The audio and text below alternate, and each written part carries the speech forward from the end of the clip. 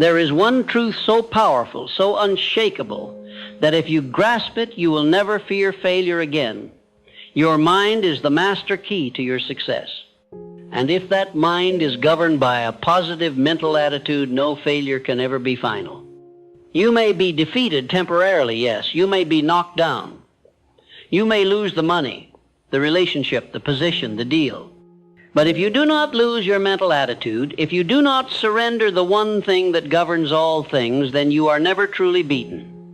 Because success is always one decision beyond defeat. And failure, no matter how painful, no matter how public, contains within it the seed of an equal or greater benefit if and only if you keep your mind fixed on growth and not on grief. Every man experiences failure. What separates the champions from the casualties is how he responds to it. Does he curse it, or does he learn from it? Does he let it define him, or does he rise above it and use it as fuel? You see, what happens to you is not the determining factor. It is what happens within you that decides everything. A man who keeps his head clear, his spirit strong, and his mind disciplined, that man cannot be destroyed. I have studied men of greatness across every field, men who built empires, invented industries, shaped nations. I assure you, not one of them was spared from defeat, but not one of them stayed defeated, because their minds were fixed on the truth. Failure is a signal, not a sentence. It is a redirection, not a rejection. And when met with a positive mental attitude, it becomes not your enemy, but your ally. Let me speak to the man who has failed, perhaps recently, perhaps repeatedly. Perhaps you've said to yourself, why me? Let me give you a better question. What now? The first is a victim's cry. The second is a victor's decision. Do not curse the ground beneath your feet when you trip. Study it, learn its pattern, train your step, and walk again with deeper understanding. A positive mental attitude does not mean you deny the pain. It means you use it. You do not ignore what went wrong. You analyze it. You take inventory. You ask, what did this experience teach me about myself, my strategy, my preparation, my beliefs? What adjustments must be made? What weaknesses have been revealed? Because failure will not lie to you. It will show you the truth if you are brave enough to look. And the man who faces that truth without bitterness becomes a man the world cannot break. You must see failure for what it is, a tool, a test, a teacher. You are in a lifelong classroom. And the most valuable lessons will often come in the hardest chapters, that is, the price.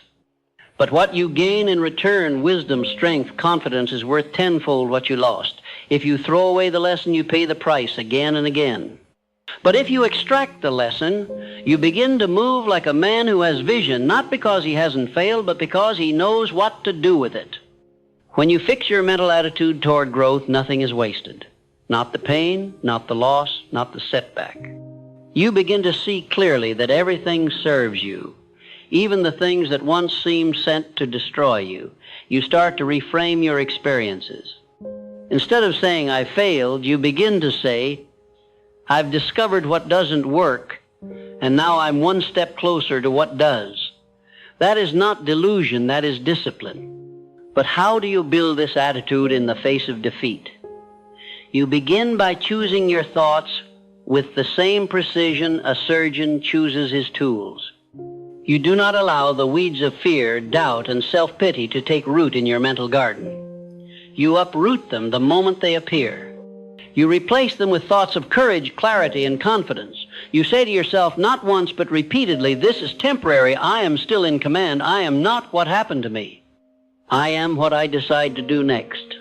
I have seen men bankrupt in finance, but rich in faith, rise to greater heights than they ever imagined. I have seen relationships fall apart only to reveal that the man was never whole to begin with, and in rebuilding himself, he attracted something greater. I have seen doors slam shut only for a better one to open, but only because the man kept walking. That is the man who turns failure into a win, the man who walks on, And let us make this clear. Walking on does not mean repeating the same mistake. It means walking on with reflection, with refinement, with resolve. You must evaluate. You must ask, what belief caused this decision? What blind spot did I ignore?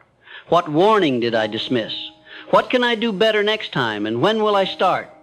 The man who asks such questions is no longer at the mercy of failure. He is now mining it. You must treat failure like a prospector treats the rock, not with resentment, but with interest. He knows that within the dull, dusty rubble, gold may be found, but only if he digs. Most men get one hard blow and walk away. The successful man digs deeper. He is not attached to what it looked like. He is committed to what it could become. And that, gentlemen, is the difference between the weak and the worthy. Now I will offer you something more. Failure often precedes breakthrough. Many men are defeated just inches away from the prize. They give up not because they lack strength, but because they lack perspective. Had they kept going one more day, one more adjustment, one more conversation, they would have crossed the invisible line into victory. The enemy of success is not failure, it is fatigue. And fatigue unchecked leads to quitting. So how do you guard against that? You keep your mind fed with the right thoughts, fed with high vision, fed with written goals, spoken affirmations, daily discipline. You do not coast. You do not hope. You program your mind with intention. Just as you would program a machine to operate with precision, you program your own mental patterns until the default is strength, not softness. Until you look at adversity and smile, not because it doesn't hurt, but because you now understand what it's trying to give you. And let me say this with force. The man who refuses to be offended by failure becomes unstoppable. Most men interpret failure as personal, an attack on their identity, but it is not personal. It is structural, it is environmental, it is strategic, it is solvable, and it is always temporary. Do not let a temporary failure become a permanent identity. You are not your past. You are not your mistake. You are not the man who fell. You are the man who chooses to rise. So what must you do now? Write the lesson, rewrite the plan, rekindle the desire, make the adjustment, and move again, swiftly, without delay, without apology, because momentum is the medicine. Motion restores the mind. Action realigns the spirit. Do not sit too long in the ashes of what was. Rise, even if you rise slowly. Rise with purpose, with posture, with fire, because you are closer than you think. The setback has taught you more than success ever could. You are sharper now. You are leaner. You are wiser. And if you take that wisdom and combine it with movement, you become a force that cannot be stopped. Failure is the test, but the test is not meant to break you, it is meant to qualify you. So if you failed, good, it means you're in the game, it means you're moving. Now take that failure, turn it over in your hands and decide. What are you going to do with it? Failure never arrives empty-handed. It comes with two gifts, pain and revelation. Pain is the immediate companion. Revelation is the hidden treasure. The average man feels the pain and stops there. He curses it. He runs from it. He allows it to cloud his vision and weaken his posture. But the man who chooses a positive mental attitude, the man who says, there is good in this and I will find it, that man is handed the revelation. Let us go deeper. Do not waste energy asking if you should have failed. You did. That's history. What matters now is what you are doing with that failure. Are you documenting it? Are you dissecting it? Are you extracting every ounce of insight it offers before time buries it beneath more noise? Every defeat is a window of instruction. It stays open only as long as you remain willing to examine it. Then it closes. And most men walk past that window without ever looking in. Here is what I will tell you from a lifetime of study. Every success story you admire has a long tail of failures attached to it. But you rarely hear about those. Why? Because the man who wins does not camp on the memory of defeat. He uses it and moves. He takes what he needs and burns the rest. He rewrites the narrative with movement. That is how every failure becomes invisible, not because it disappears, but because it is transformed by motion, by clarity, by strength. I ask you, what would change in your life if you started seeing every problem as a project, every failure as a blueprint? What if you adopted the mindset that nothing is wasted unless you decide to waste it? The key is not avoiding pain. The key is commanding its purpose. That is what separates champions from victims, how they assign meaning. A positive mental attitude is not just thinking happy thoughts. It is the deliberate choice to give meaning to your pain that serves your destiny, not your doubt. Now, I will give you 5 disciplines you must practice to turn every failure into a win, not once, but repeatedly. These are not theoretical. They are battle. You must stand guard over your mind like a soldier over sacred ground. You must refuse entry to every thought that weakens your will, and you do that through repetition, repetition of truth. Speak life into yourself when the world tries to speak death. Say, I am still in control. I am still rising. This will not break me.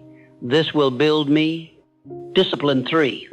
Act before you feel ready. After failure, the temptation is to pause, to wait for confidence to return, to wait for clarity, to wait for perfect alignment. That is a lie. Action rebuilds confidence. Movement regenerates clarity. You must take one small step while fear is still present. You must move when the memory of defeat is still fresh. That is how you train the mind not to freeze in the future. Postpone action long enough, and failure begins to harden into identity. Break the cycle. Move now. Discipline 4. Build a recovery system. Do not rely on willpower. Build a structure around you. Create a routine that recalibrates your energy. Study daily. Write your lessons. Speak your affirmations. Surround yourself with voices that speak forward, not backward. Create an environment that pulls you upward. The world will not do this for you. The world is built to distract and discourage. Your environment must be built to fortify. If you want to win, design your life to support your success through failure, not just during success. Discipline 5.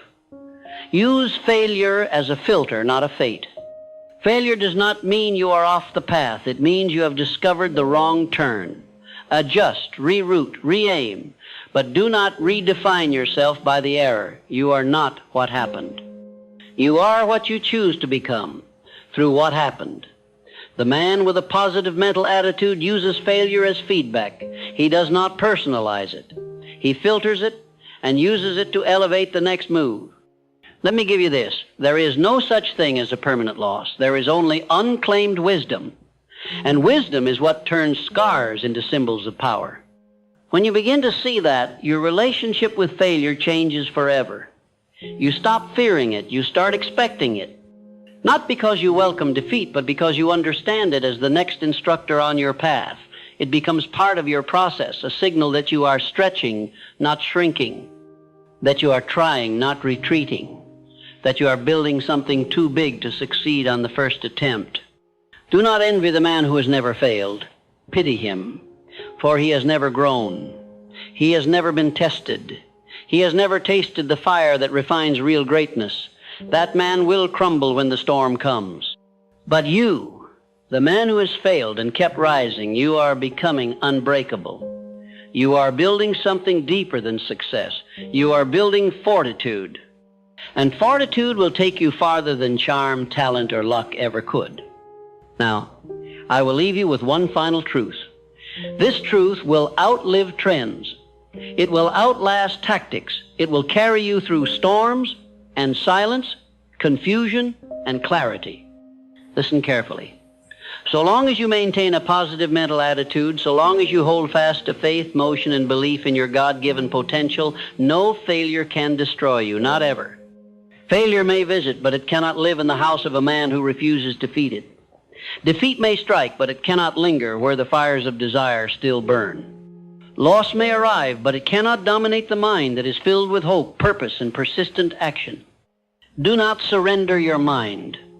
Do not surrender your attitude. Do not surrender your spirit.